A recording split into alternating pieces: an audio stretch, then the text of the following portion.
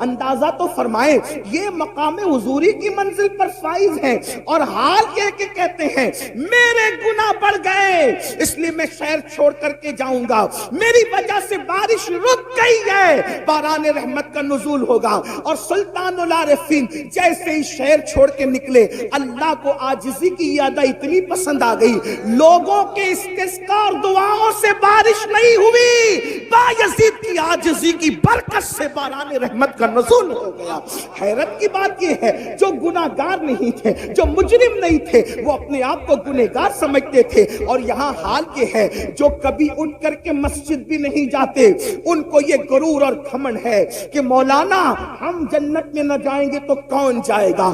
جن کا حال یہ ہے کہ وہ کھڑے ہو کر استنجا کرتے ہیں تو 3 دن تک کے غسل نہیں کرتے، ناپاکی کی حالت میں زندگی گزارتے ہیں، جو غسل جنابت کے حوالے سے اتنے غافل ہیں کہ 3-4 دن ناپاک پڑے رہتے ہیں، ان کو بھی یہ گھمنڈ ہے کہ مولانا ہم جنت میں نہ جائیں گے تو کون جائے گا۔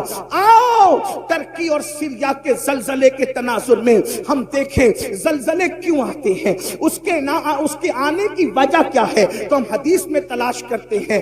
امام اہل سنت نے بھی جو ہے وہ روایت لکھی ہے فتاوی رضویہ شریف کے اندر، پہلے وہ کوٹ کر دوں اس کے بعد آگے بڑھتے ہیں۔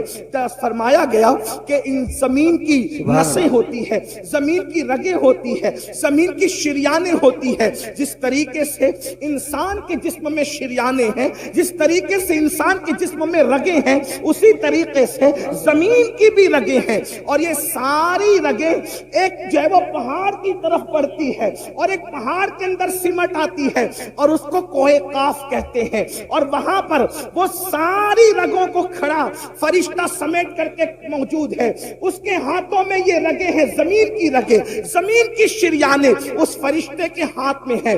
جب بھی کسی زمین کے خطے پر، جب بھی کسی زمین کے حصے پر ظلم ہوتا ہے، پاپ ہوتے ہیں، جرائم ہوتے ہیں، زنا اور بدکاری ہوتی ہے، شراب عام ہو جاتا ہے، سود عام ہو جاتا ہے، اللہ کی نافرمانی عام ہو جاتی ہے، زمین کے جس حصے پر گناہ اور جرائم عام ہو جاتے ہیں، پھر قدرت کی طرف سے حکم ہوتا ہے زمین کی اس رگ کو پکڑ کر کے حرکت دے دو تاکہ لوگوں کو پتا چل جائے کہ اللہ سونے سے بھی پاک ہے، اللہ اونگنے سے بھی پاک ہے، اللہ تمہارے جرائم سے بے خبر نہیں ہے، اللہ تمہارے گناہوں سے بے خبر نہیں ہے، وہ تم سب کو دیکھ رہا ہے۔ اللہ اکبر۔ اور جب وہ نس پکڑ کر، وہ رگ پکڑ کر فرشتہ حرکت دیتا ہے تو زمین پر زلزلے کے جھٹکے نمودار ہوتے ہیں۔ اللہ اکبر۔ میری قوم کے جوانوں، پتا چلا جب زمین پر اللہ کی عبادت کرنے کی بجائے جب زمین پر ظلم کیا جاتا ہے،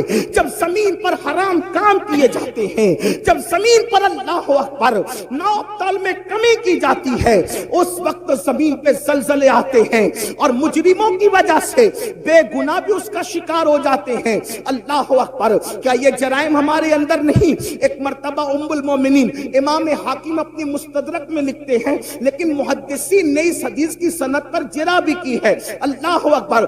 بعض محدثین نے جرح کی، امام حاکم نے اس کو صحیح کہا، لیکن میں امام حاکم کی جو ہے وہ صحت کی بات کو سامنے رکھ کر بالکل نصیحت کے طور پر یہ بات پیش کرتا ہوں۔ ایک مرتبہ ایک جوان ام المومنین سیدہ عائشہ صدیقہ کے پاس آیا۔ کون عائشہ صدیقہ؟ مفتی 4 ملت۔ کون عائشہ صدیقہ؟ جس کے بستر پہ قرآن نازل ہوتا ہو۔ کون عائشہ صدیقہ؟ سینکڑوں صحابہ اور ہزاروں تابعین جس کے شاگرد ہوں۔ ان سے پوچھا امی جان یہ بتائیں کہ زلزلے کیوں آتے ہیں، زلزلے آنے کی وجہ کیا ہے؟ تو ام المومنین نے اس کی طرف سے چہرہ پھیر لیا۔ چہرہ پھیرنے کی وجہ یہ تھی کہ زلزلہ آنے کی وجہ اتنی نازک بیان کرنا چاہتی تھی کہ اس کے سامنے بیان نہیں کرنا چاہتی تھی۔ بیک گراؤنڈ حدیث کا یہی بیان کر رہا ہے۔ پوچھنے والے نے پوچھا تو اس کو بیان نہیں فرمایا، یعنی جب اس نے سوال کیا تو چہرہ پھیر لیا۔ لیکن اللہ اکبر، پھر حضرت عبداللہ نے پوچھا امی جان آپ بتائیں کہ زلزلہ کیوں آتا ہے اور زلزلہ آنے کی وجہ کیا ہے؟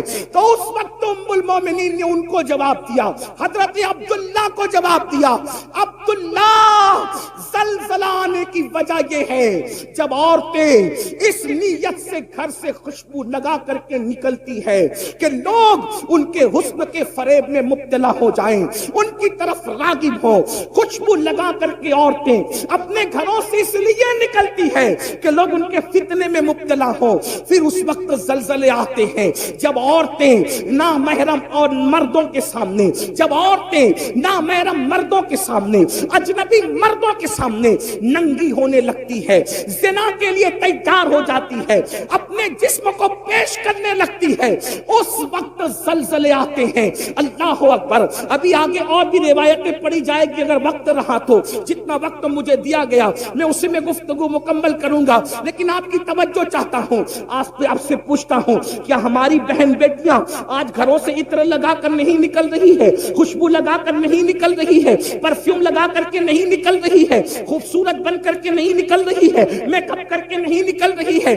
آج اللہ اکبر مسلمانوں کا حال یہ ہو گیا، شادی کے موقع پر صرف چہرے بنانے کے لیے بیوٹی پارلروں میں جتنا خرچ ہوتا ہے اگر اس کا اندازہ لگایا جائے تو لاکھوں روپے صرف بیوٹی پارلر کی نظر ہو جاتے ہیں. میں پوچھنا چاہتا ہوں مسلمانوں، صرف داڑھی رکھنے سے ہم نجات نہیں پا سکتے، صرف 5 وقت کی نماز بھی ہمیں نجات کے سائل تک نہیں پہنچا سکتی، سروں پر ٹوپیاں رکھنا بھی ہمیں نجات تک نہیں پہنچا سکتا. اس وقت تک جب تک کہ ہم پورے دین پر عمل نہ کریں. ہم نے دین کی چند چیزوں کو اٹھا لیا، کسی کو نماز آسان پڑی اس نے نماز اٹھا لیا، کسی کے چہرے پہ داڑھی آسان پڑ گئی اس نے داڑھی رکھ لی، کسی نے ٹوپی کو آسان سمجھا اس نے ٹوپی پہن لی. یاد رکھنا، دین کو رسومات بنانے والوں، یہ رسمی عبادتیں نجات کے سائل تک نہ لے جائے گی. میرے نبی نے فرمایا وَالْعَاقِبَةُ لِلْمُتَّقِينَ. نعرہ تکبیر. آخرت صرف پرہیزگاروں کے لیے ہے، آخرت متقیوں کے لیے ہے. بلکہ یہاں تک فرمایا جو لوگوں کے سامنے ٹوپیاں پہنے، نمازیں پڑھے، روزے رکھے، نیک عمل کرے، اور جو تنہائی کے اندر پاپ اور گناہ کرے، اللہ ان کی عبادتوں کو ان کے منہ پہ مار دے گا. خدا کو ایسی عبادتوں کی کوئی حاجت نہیں ہے. میرا اللہ حاجت اور ضرورت سے پاک ہے، اسے کسی کی عبادت کی ضرورت نہیں ہے، وہ بے نیاز ہے. مسلمانوں بتاؤ تو صحیح، اللہ اکبر، ہماری بیٹیاں بیوٹی پارلروں میں جائیں، ہماری بیٹیاں خوشبو لگائیں، ہماری بیٹیاں اجنبی مردوں کے سامنے ننگی ہو جائیں. اب کچھ لوگ سوچتے ہوں گے کہ یہ مولوی یہ بات کیوں کر رہا ہے کہ بیٹیاں ننگی ہو جائیں. میں کہتا ہوں صرف کپڑا اتارنا ہی ننگا پن نہیں ہے. اگر دوسری حدیث پر نظر ڈالیں تو ذرا اپنے آپ میں ڈوب کے سوچیں کہ کتنوں کی بیٹیاں ننگی ہے.